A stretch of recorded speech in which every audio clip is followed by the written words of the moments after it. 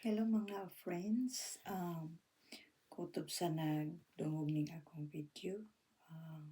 Maayong gabi kanin yung tanan o maayong buntag usab sa mga nagdungog niini nga naa sa kabuntagon.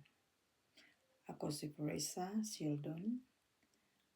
Ani ako aron mosulay pag translate sa nakasulat sa Hebrew 1, 1 and 2 nga verses. Bahin sa God,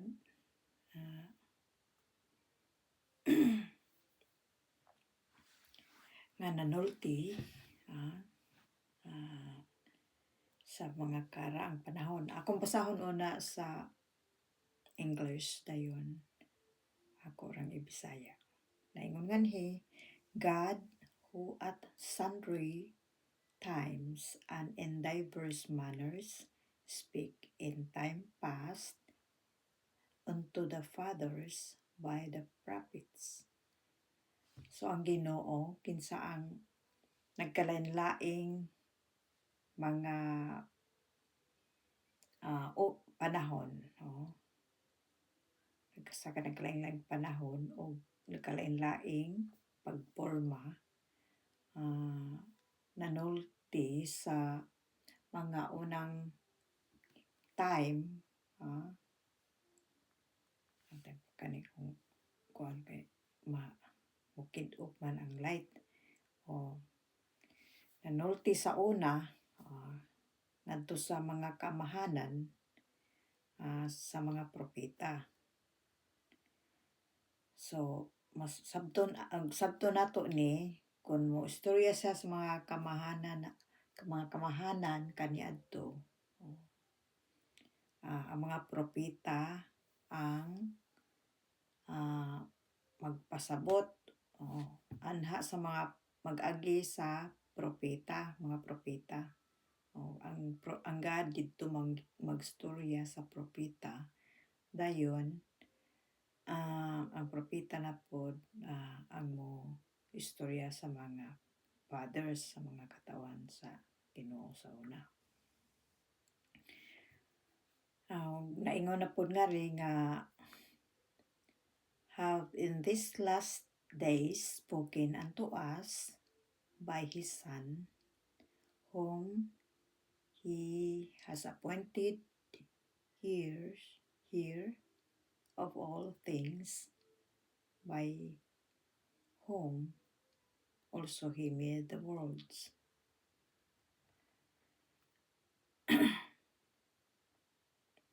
So aning mga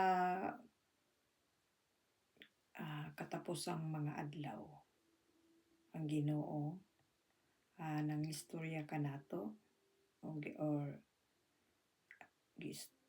istorya nga ni kanato nag-istorya nga ni kanato diha sa iyahang anak.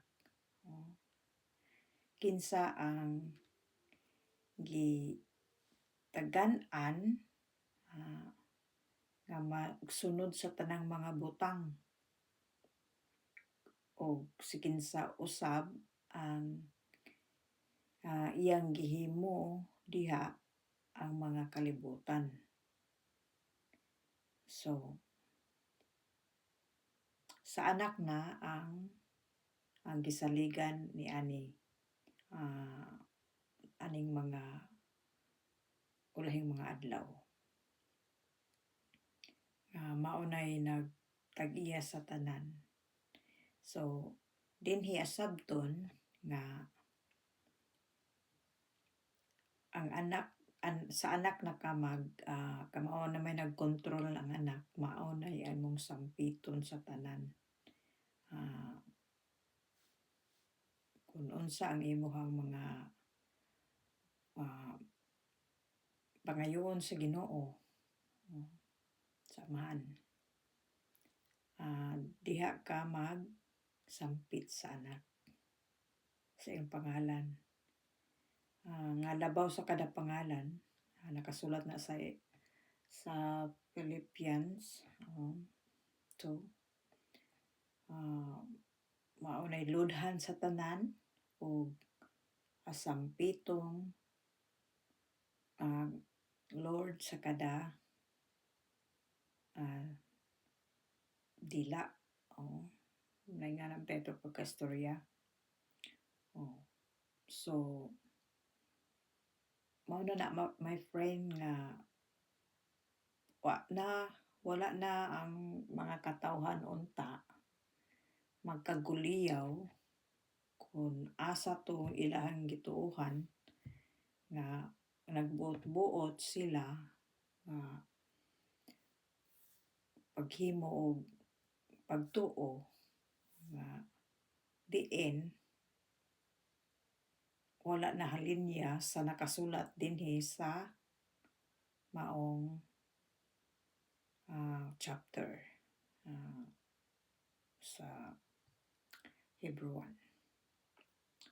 So, kung dili ka mag-agi dinhi ni Lord Jesus Christ, wala, dili na mao kay siya ra may gitagaan sa tanan, siya na may kontrol aning tanan.